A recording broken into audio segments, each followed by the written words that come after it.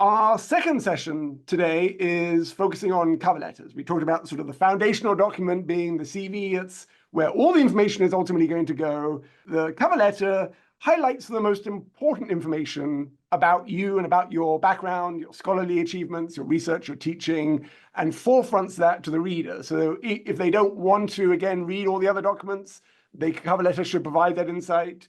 If they do read the cover letter, they should be more excited about reading the other documents, having read your cover letter, right? So it's introducing them to all the other things that they can find out about in these more specific documents that you might be using. Sometimes they don't ask other documents. And so the cover letter can be the sort of the stand-in for lots of these other documents that we're touching on today, so that you can make sure that your narrative comes to the forefront with these. We're going to start off again with just a quick summary of these materials, right, to put them into context of what they are. Cover letters are the most sort of narrative form of the documents that you might have, because they're sort of introducing you to the search committee, to the PI, whoever it might be.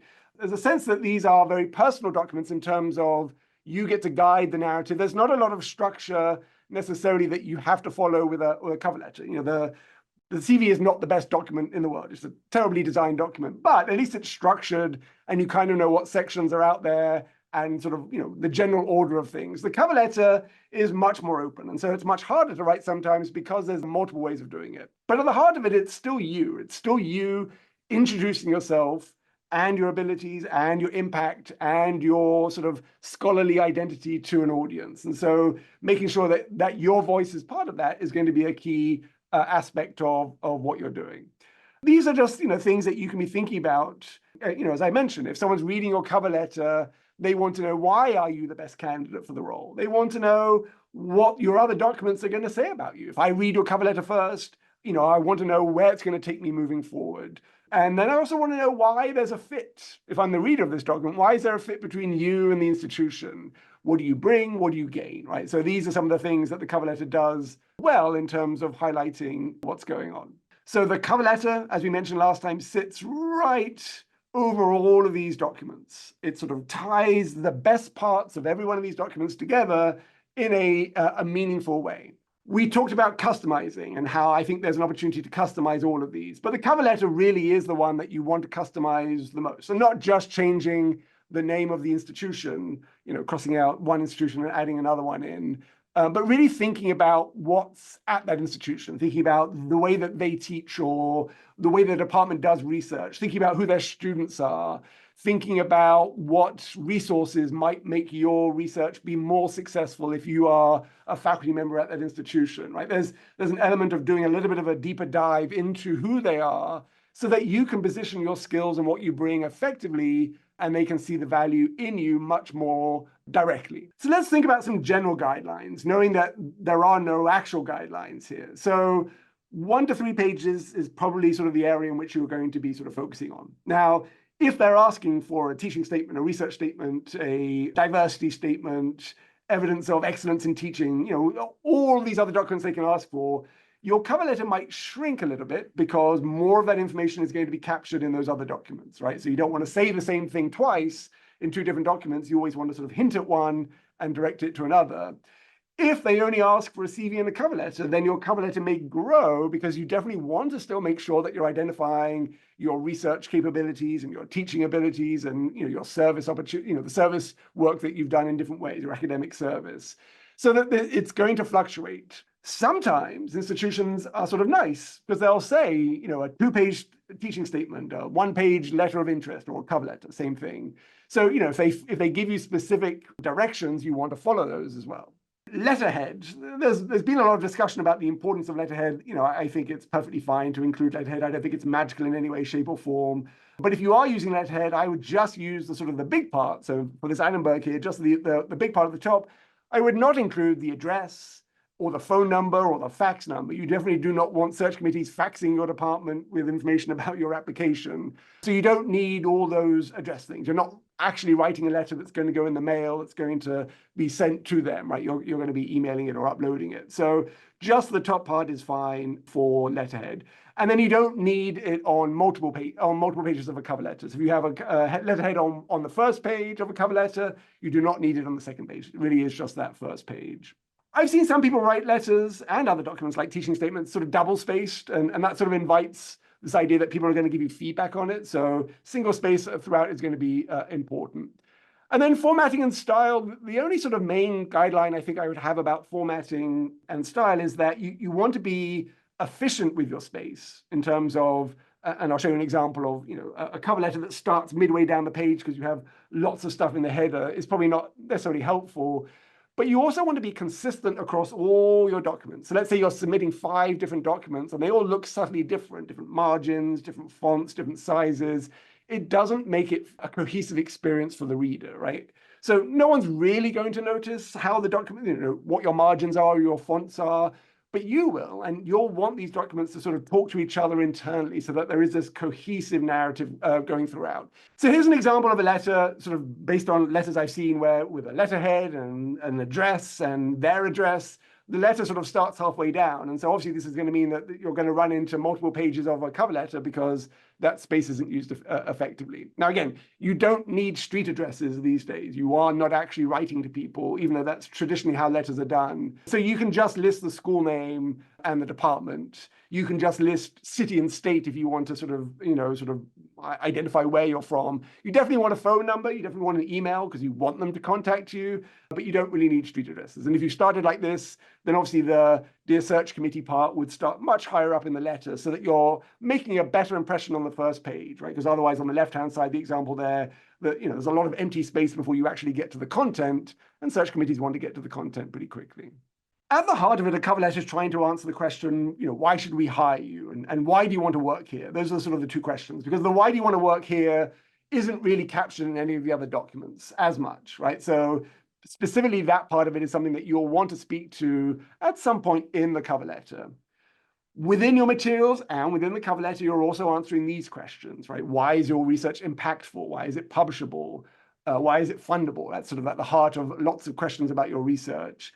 How is your teaching excellent? How have you brought value to the department through your service, your academic service, right? So these are all things that a search committee may be thinking about, looking at all of your materials, but also looking at the letter.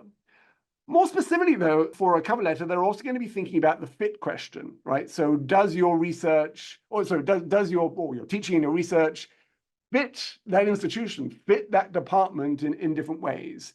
And so these aren't all sort of immediate questions. These aren't, people don't have a checklist of questions that they go through, but these are some of the thoughts that a search committee might have about an applicant, right? You're coming from a research background, but now you want to do teaching. Well, why? Why is this a good fit for you?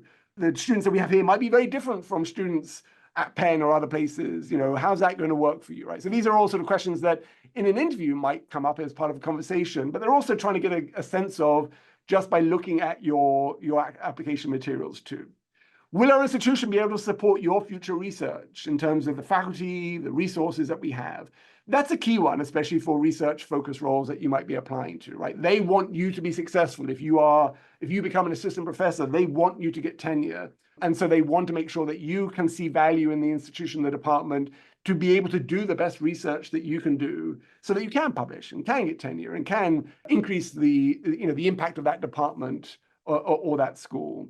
Does your research overlap well with faculty in our department or overlap too much with the faculty in our department, right? So they may be looking at it from different perspectives.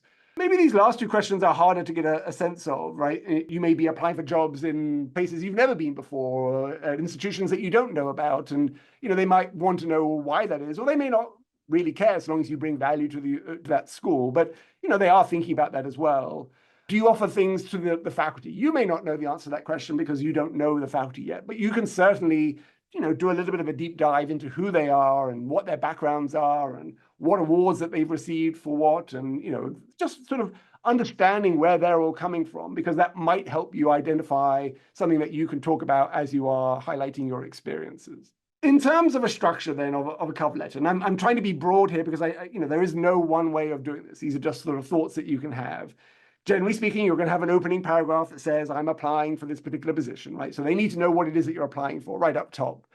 I think that opening paragraph also wants to sort of be your main takeaways, right? You want to make sure that you're starting off with a very clear sense of, this is what I bring to this institution, And then the rest of the letter is going to expand on that, right? So the introductory paragraph gives them a sense that this is going to be a letter that's worth reading because you've identified up front the things that are going to be valuable to that particular role at that particular school or institution.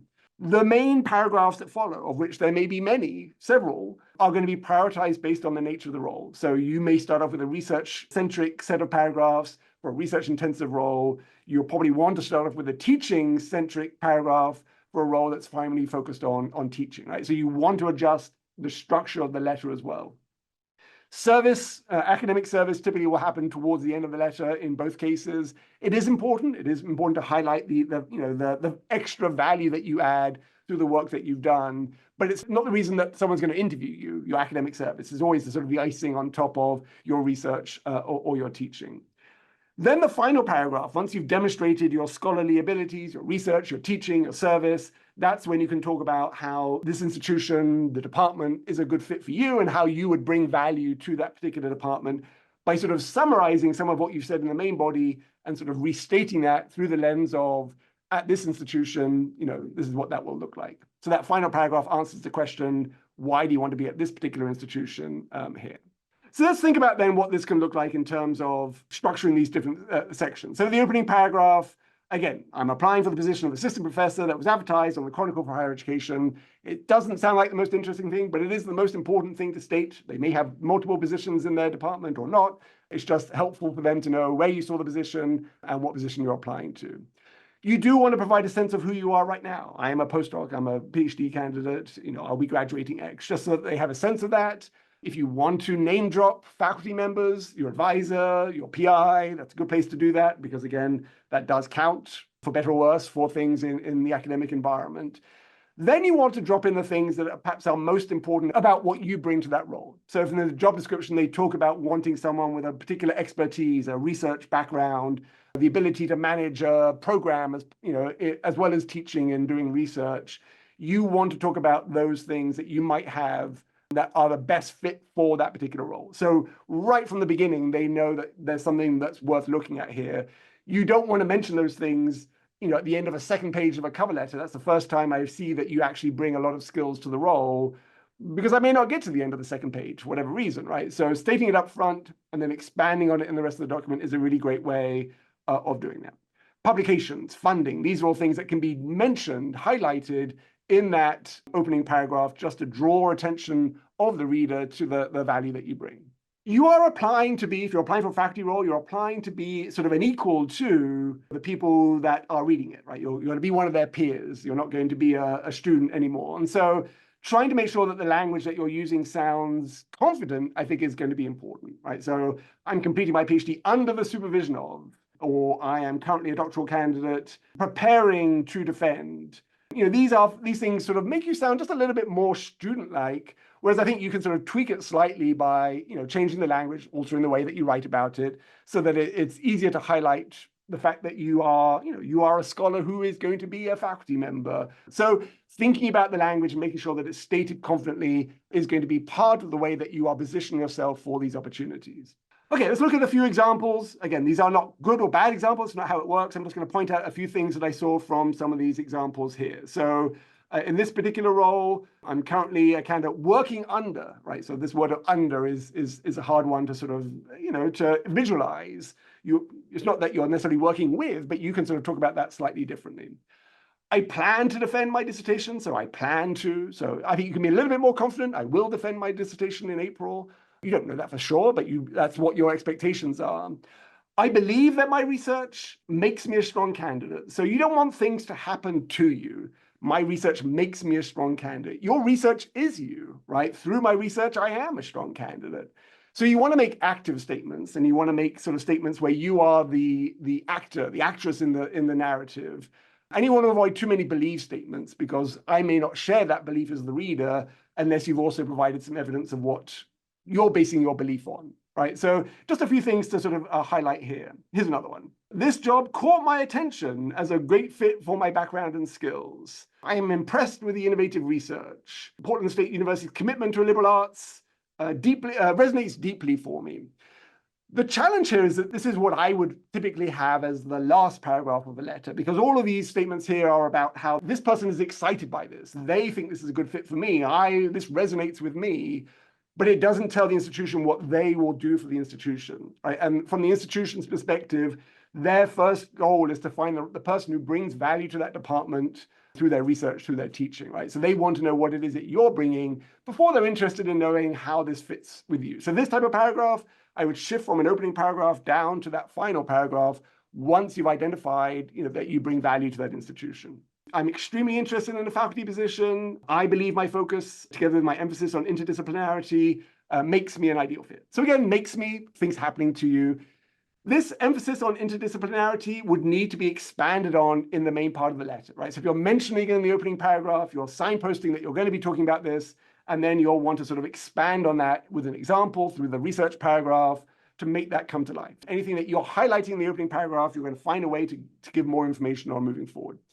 I'm extremely interested. It's a perfectly fine thing to say, but again, your interest is sort of not as relevant until they know that you have what they are looking for. So you want to make sure that you're providing enough in this opening paragraph that they can see that you bring value. I am currently a graduate student under the direction. So again, you can talk about yourself as a graduate student. You can talk about yourself as a researcher in a field. You can change the language as you want, because you won't be a graduate student forever, but you will always be a researcher in your field, always have expertise in your field. I welcome the chance to teach. So again, highlighting that this person knows that teaching is a key priority for this role. And my commitment to pedagogy, my interdisciplinary scholarly interests, again, make me an excellent candidate, try to change that language. But that demonstrated commitment to pedagogy and interdisciplinarity, again, would be signposting something you'd be expanding on in the main part of the letter. In terms of the body paragraphs then, so choosing your first one is all about the job description, right? What is it that they care about the most? Usually it's going to be a research paragraph first, because in most cases, research will be a core part of the job. But if it's a teaching-centric role, I would not talk about your dissertation first. I would talk about your teaching and find ways to talk about your dissertation and your research as illustrations of your teaching experience as well. You're going to talk about the research. Again, there's sort of discipline ways of doing that, but you're going to either walk through your thesis, or talk about the experiments that you've done, talk about the question that you're asking, talk about the impact and the importance of that research. You're also going to make sure that you talk about future research. So we'll go into research in just a second. Teaching is going to be a paragraph talking about the things that you have taught, and then service can be part of both of those things, right? You can talk about service that you may have done that connects to research or teaching, but typically there's a paragraph towards the end of the letter where you talk about the service one. When writing about your research, you also have to think about who your audience is, right? Are you applying to a department where everyone is an expert in your field or subfield? Are you applying to a department or a school where you might be one of the only people teaching in this particular or researching in this area, and so they don't know about your particular expertise? You may need to change your language depending on who your audience is, if it's a large department, a small department, because the search committee may be made up of people who are outside of your direct field. You need to identify what your research question is. Sometimes I don't understand people's research, but I understand the question that they're asking, right? And if there's a question, I can really understand that. How you do your research is going to be part of this narrative as well. So, not all the nuts and bolts, but the specific skills, the tools that you used, the innovative approaches that you might have taken. You want to talk about the impact of your research, why it's an important question, but why it's also been having an impact in your field because of your presentations and publications or funding that you've received. So you're going to highlight that.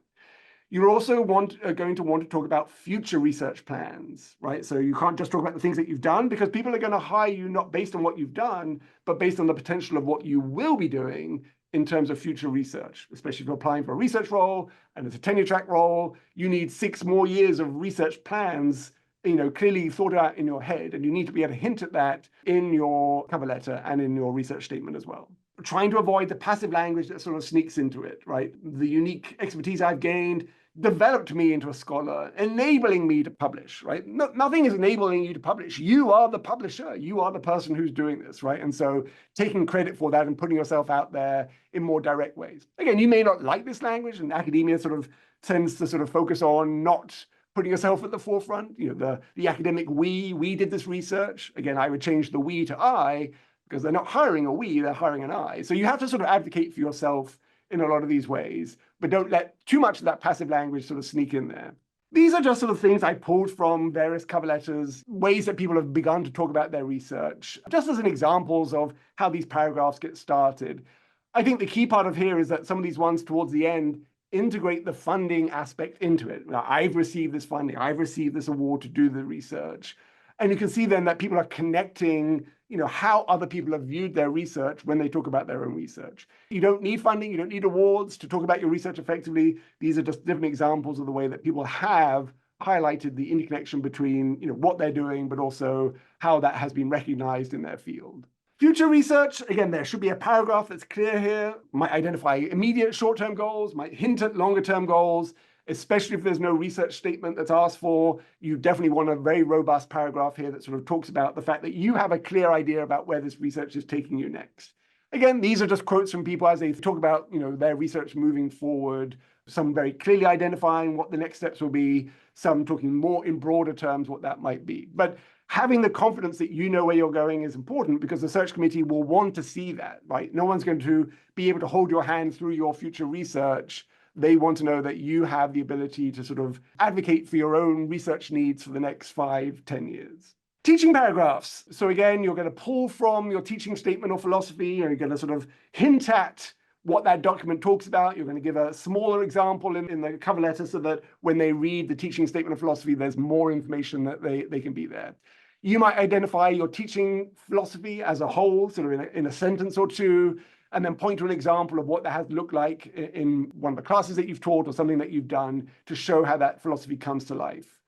You can talk about teaching within your research, right? If you've mentored people, that's another great place to talk about teaching, especially if you haven't been a teaching assistant, but they're going to want you to teach. Within your research, you have mentored and taught people in informal ways, and that can be something that you talk about in the statement as well, or in the cover letter as well, and also in the teaching statement. Here are just some examples then of how people have talked about it. So in this case, this person fuses their teaching with interactive experiences. So this is their philosophy. They want it to be interactive.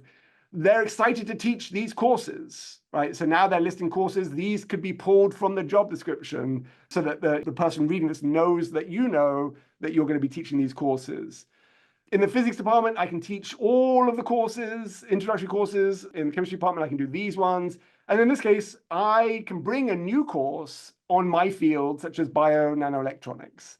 So this person is demonstrating the value that they bring because they've identified something that this institution may not have. And so this is going to be something that they could integrate. Now you have to do your work. You have to look at their curriculum. You have to look to see that no one else is teaching this. Because if you say, I can bring this new course, but one of the search committee members is like, I already teach that course, that's going to be a slight disconnect then between what you bring and what they're looking for. So do a deep dive into what they offer and look for, how your research can add value to that. That's great. It's a great way of sort of highlighting your value in your letter. This person has gone, very deep, course names, course numbers, and things like that, right? So it really illustrates to the reader that they've done their homework about this department and about their curriculum. So you don't necessarily need to do that. It's just an example of someone who has customized their narrative. And again, I can also teach a new course. That's sort of very exciting for people because they can ask you about that in an interview. Tell me more about, this course that you could teach. What is that? Tell me, how would that help our students, right? And then you're ready to answer that question. The conclusion, right? So this is the final paragraph where you're sort of wrapping up, talking about the value that you bring, and now you're going to sort of integrate that into this institution. You can be excited about working in an institution. You can understand who they are. I don't know if I would name drop their faculty, and I'll give an example of someone who's done that and talk about why that can sometimes not be helpful. Thinking about the resources that exist within that institution, within that geographical location, archives and other research centers that you can leverage, demonstrates that you know that this institution is a valuable place, right? So people feel good when their institution provides you with value at the same time. And then obviously you wrap up and say, thank you so much. Let me know if there's anything else you need. I look forward to, hopefully being part of the process moving forward. And then that's the end of your final paragraph. So here's just some examples. In this first one, then someone has actually name dropped faculty. So the XXXYYY are faculty names that this person found. The only downside to this, and this came from a panel discussion that we had with faculty, is that someone said, they were part of a search committee and they got a letter that mentioned someone wanting to collaborate with these faculty members. And 3 of the 5 search committee members were mentioned and 2 weren't. And one of the person who wasn't mentioned was like, well, why aren't I mentioned? And so it wasn't necessarily a bad thing, but that person now has a sort of a more negative mindset, about this person because they weren't included, but everyone else was. Now, no one perhaps wants to collaborate with you early on. So I'm listing people and saying, I'd love to collaborate with, and they're like, I don't want to collaborate with you. So I think you can mention research expertise that exists in the department without mentioning people's names, because you also don't know the politics of that institution. There may be someone here who's hated by the entire department, and then you're sort of listing them, and you just don't know what's going on. So I think not mentioning specific names, but mentioning research expertise that those people have is a good thing to do. The second one, the Georgia Tech one, they know that there's a close relationship with Emory for establishing medical collaboration. So their research may involve medical research. So they're demonstrating that they have an awareness of where those collaborations can exist, even if they don't exist within the institution. And then the final one, they highlight, they've looked at the faculty expertise and they say, you have great expertise. I can add value to that because I have expertise in these particular areas. So now they are creating space for themselves within that faculty to sort of really make sure that they can see the value when they apply for that role. So these are good sort of examples of closing paragraphs that you might have. So the CV lists of things that mention everything in all the other documents. The cover letter helps connect all those things together, helps connect your research with your teaching, with your service, with the institution, right? The narrative form allows the reader to sort of really understand how all these things fit together. Doesn't mean it's easy to write, but that's sort of the goal of what you're trying to achieve.